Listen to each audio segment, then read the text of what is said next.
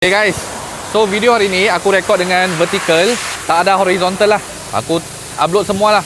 Okay, biasanya vlog kan, korang kalau jarang nampak disebabkan aku buat YouTube vlog. Video aku je ni. So hari ni aku rekod, aku upload semua lah, Instagram, YouTube, TikTok dan juga Thread ke, semua lah. Aku berada di sini. Sun Cheong Lee. Apa yang aku buat hari ni nanti aku tunjukkan. Oh, ada Tesla tau. Kereta aku A86 punya Progress.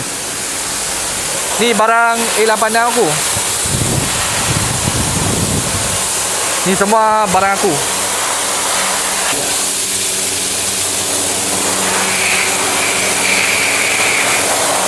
Kereta aku tengah sandblast.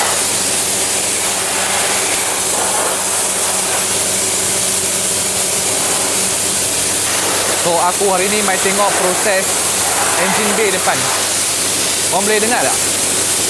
Aku pakai mic Holy Land Lux A1. Ini rangka A86 lah. Rangka dia. No? Tinggal rangka mat. Kena kutip banyak tau.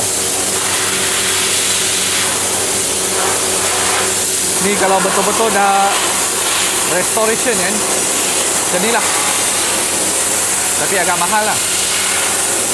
So guys, ini proses dia. Hari ni kita buat depan. Aku tunjuk. Oh, clean lah. Clean terus. Jadi kelabu terus. Nampak?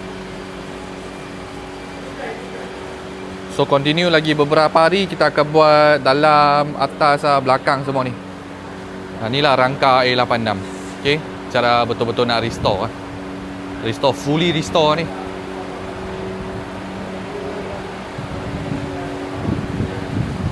Mantap. Okay geng. So hari ni, video sampai hari ni yang update bagi korang, A86 aku tengah proses. Banyak kerja lagi tau. Tahun depan